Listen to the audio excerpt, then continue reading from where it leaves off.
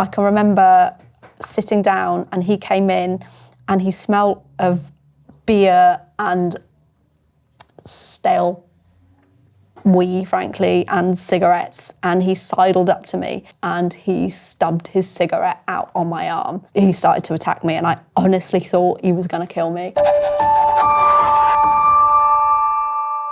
I'm Sabrina Cohen-Hatton. I'm a Chief Fire Officer, neuroscientist, author, and I used to experience homelessness. I'm now an advocate for Homewards, and I'm here to answer questions from the Honesty Box. Here we go.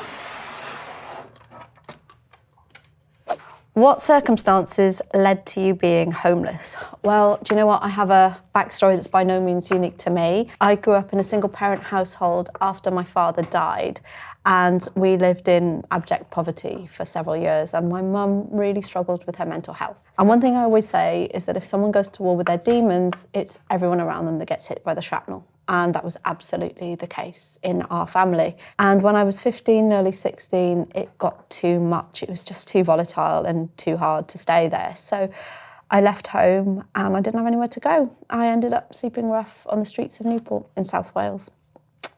So that was me. What was the first night being homeless like? Oh my God, it was so horrible. It was really, really horrible. I didn't know that I was going to sleep out that night. I was just kind of wandering around and sat down in a shop doorway and just didn't really know what to do with myself that night. And I can remember thinking, it's horrible, I'm cold, I feel alone, but in a funny kind of way, it was better than what I'd been experiencing up until that point. And I can remember speaking to some other people who were also rough sleeping at the time, and they were really kind, actually. And they said, look, there's a church that we have been sleeping in the porch of. You're really welcome to come and join us so that you're not on your own. And I went there and I slept in this porch of a derelict church, and that was my first night on the streets. But it was really isolating, actually. I can remember feeling scared and cold were the two overarching things that I felt. Is it your fault? No. But no, in seriousness, this is a really common misconception, and I hear people all the time blaming people's choices for them experiencing homelessness. And in truth, it's really frustrating. Nobody chooses a life experiencing homelessness if they have another option. It's not poor life choices. It's not that you're lazy. It's not that you're feckless at all. I promise you now, everybody is just a few really difficult life experiences away from losing everything and experiencing homelessness. So it's nobody's fault. Actually, frankly, it's society's fault that homelessness is still an issue. There's not the safety net there to catch people when they're going into the place where they find themselves spiraling and experiencing homelessness. It's not an individual fault. It's not a choices thing at all. What's the worst place you've slept? There have been a few. I have slept in a subway where I was urinated on by a drunk guy walking past who obviously thought that would be a really hilarious thing to do. That was pretty bad. I've slept in really, really, really gross places. One of the places was a derelict building, and it didn't take long when you find somewhere that you can sleep in that gives you some kind of shelter for everybody else to find it as well. And it ended up being a bit of a drugs den, and people were using heroin and crack cocaine and all kinds of stuff there, but there were dirty needles all over the floor. And so I would regularly, when I'd go to sleep, I'd have to get a lighter out, because remember, this is before mobile phones, so I only had a lighter, and I'd have to kind of scan the ground and kick all the needles out the way so I didn't roll over on a dirty needle in the middle of the night. That was pretty bad. The other thing I would do sometimes, this probably wasn't the worst, but it wasn't the most pleasant, is if I was feeling kind of super insecure, or really anxious, then I'd sleep in a graveyard because they looked really creepy. And I figured that if it was really creepy and it was creepy enough to put me off, then it would be creepy enough to put other people off as well. So that sometimes was a bit of a sanctuary. Because it's not the dead you want to worry about, it's the living. So yeah, that was probably one of the weirdest. Most scared you've been? Yeah, there've been a few. So I hid the fact that I was Jewish. I just didn't talk about it. But when I was rough sleeping, I was also doing my GCSEs at one point.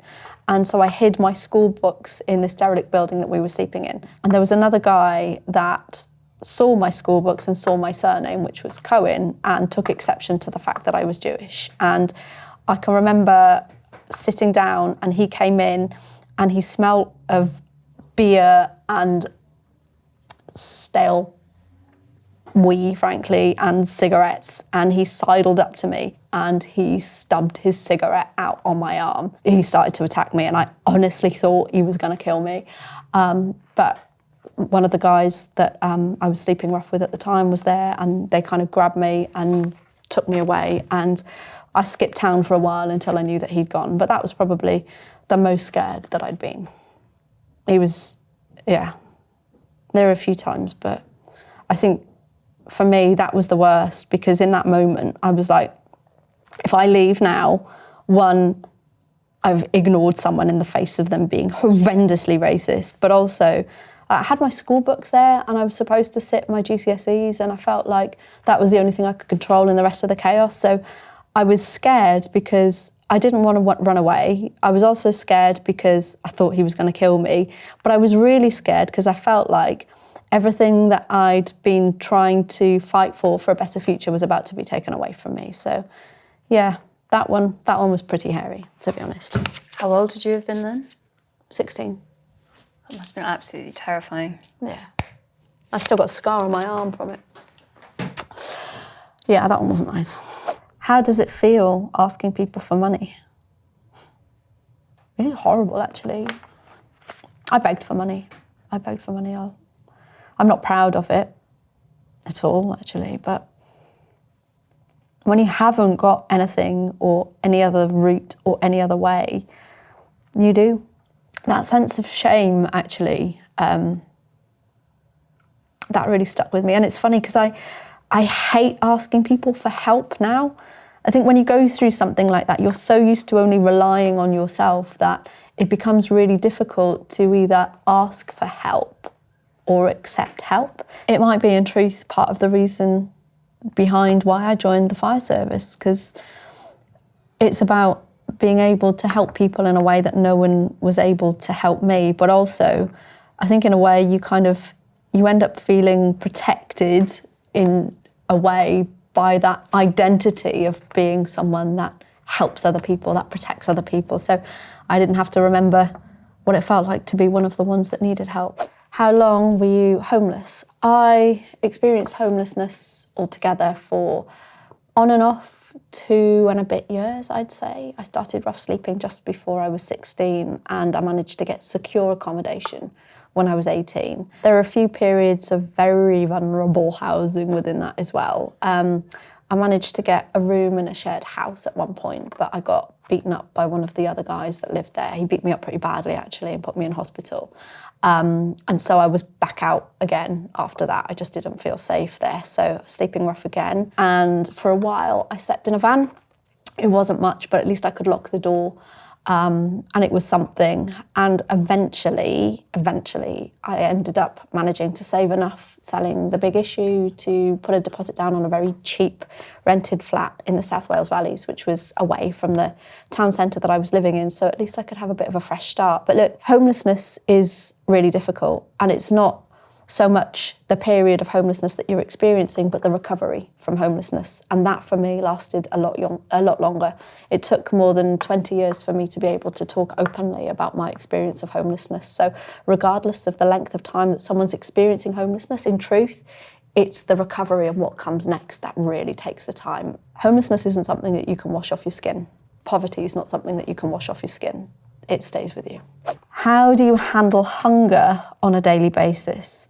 That's a really good question. So when I was experiencing homelessness, it's really hard because you don't get to decide when you eat so much.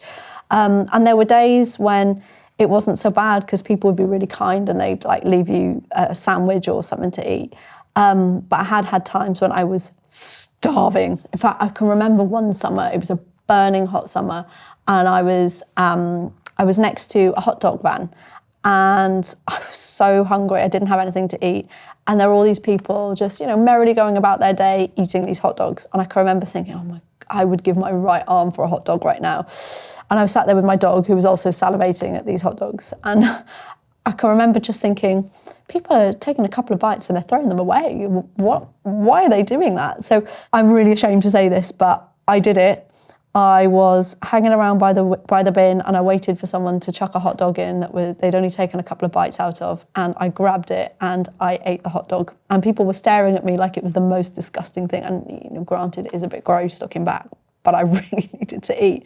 And I can remember then feeling really angry that people were looking at me like that, because I'm thinking, I'm clearly a kid. Why are you judging me? If I've done something as gross as fishing a hot dog out of the bin, I'm clearly desperate. Why don't you offer me a hot dog instead of offering me your judgment? But yeah, I shared the hot dog with my dog. Other things that we would do, I say we because he was like my partner in crime, we'd hang around outside restaurants when people were eating out, obviously weather dependent, and we'd wait for them to finish, and then I'd go up and I'd say, if you finished that? And they'd obviously go, yeah, and I would just kind of grab whatever was on their plate. I used to do that a lot with pizza. I'd very often get chased by angry waiters and waitresses, but, when needs must. The other thing that we would do a lot was, we used to call it skipping. So we'd go into the skips outside supermarkets. This was a really tricky one because most of the supermarkets were locking the skip. So they put their food waste in the skip and lock it up. Some would put bleach all over it so it was inedible. But there were a couple, particularly Safeways in Newport, to give it a shout out, who didn't lock their skips. And so we would have a daily rummage in the skip to see what food had been thrown out that was salvageable and edible. Usually one of us that was experiencing homelessness would have done it that day, and we'd kind of bring it back and we'd share it. And it's funny, because it's usually the people that had the least that share the most willingly, and that was definitely the case there. But yeah, you get pretty used to feeling hungry. You do. One thing I'd say is that my dog would always eat before I would, though. And I felt like I had done my good deed for the day if my dog had eaten well. So yeah, hunger. Do you go to the doctors when you're ill?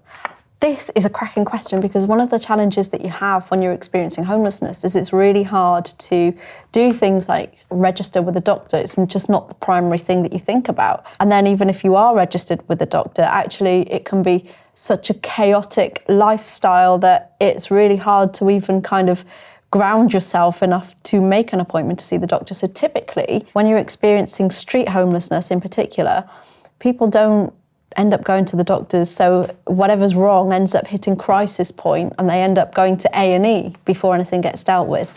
And that's a problem because things are much worse than they have to be. So really good question. Oh, I love this question.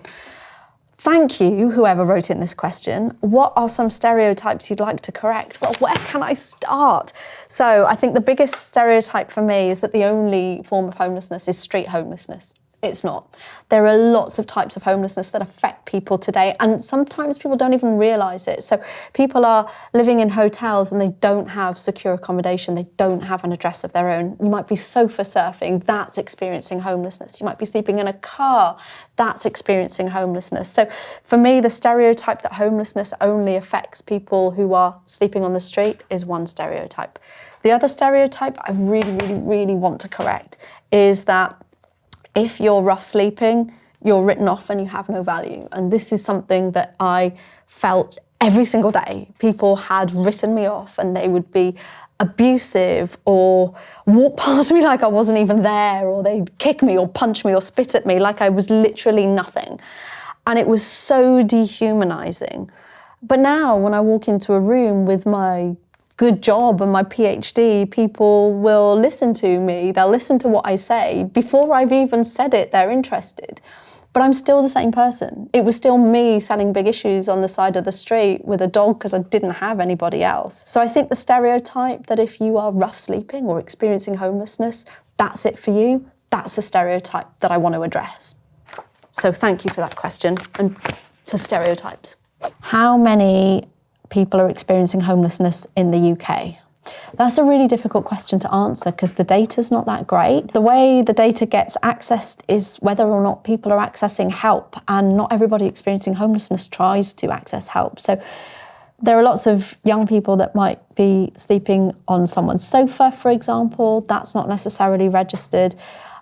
Someone might be staying in their car and they're not accessing support services, so that's not necessarily registered. So it's actually really difficult. I know there are some estimates that place it at around 350,000 people in the UK, and a chunk of them are children as well. So it's, but it is difficult to give you a definitive number. It's tough. And I think also some people experiencing homelessness might not recognise it in themselves, like especially if they're sofa surfing. So, What's the most valuable thing people could give you, like food, clothes, or money? None of those.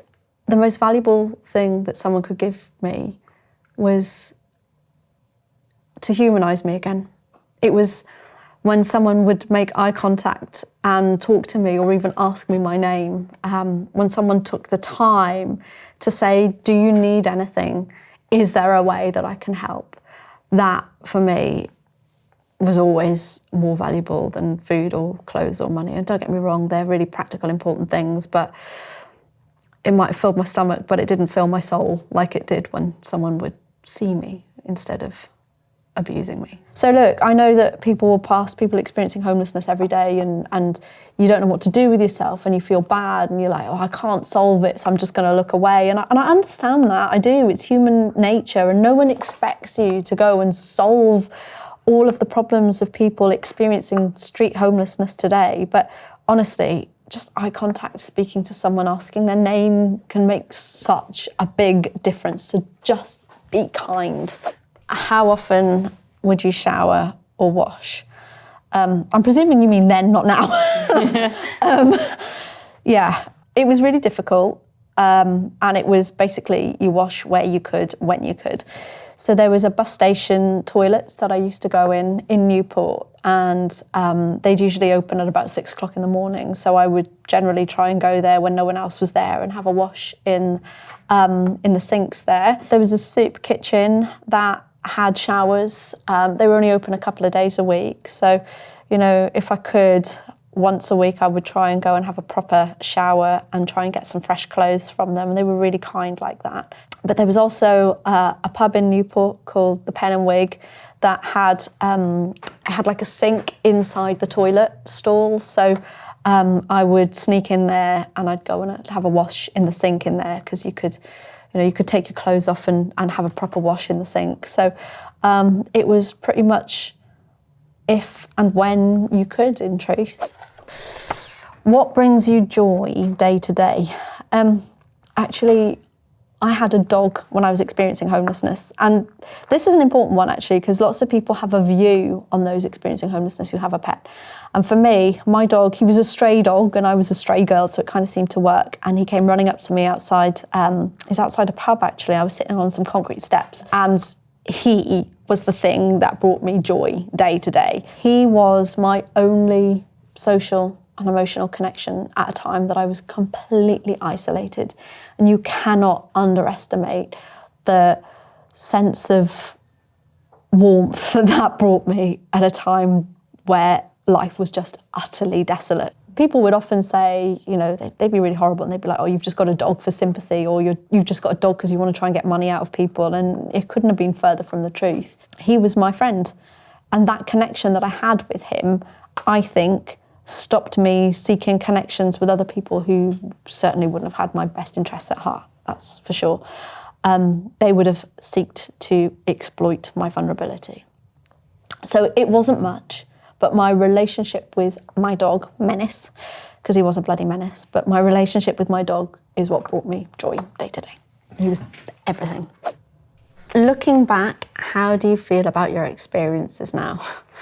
Yeah, it's funny, because I was terrified about telling people that I'd experienced homelessness, but actually it's been one of the most amazing things because now I feel like there are lots of people who've got in touch with me who've also experienced homelessness, who felt like they couldn't talk about it or share it, and it's really challenged that. So when I look back now, I really believe that the universe has a funny way of putting you in the places that you're meant to be, at the times that you're meant to be there. And even if it feels horrible at the time, there is always something that comes out of it in terms of a purpose or something good. So in truth, I wouldn't change it. I hated it at the time, but I wouldn't change it because I feel like I've been able to do more now to try to change the narrative for people experiencing homelessness than I ever would have before. And as I knocked on the door and I said, "Hello, are you okay? Ambulance service."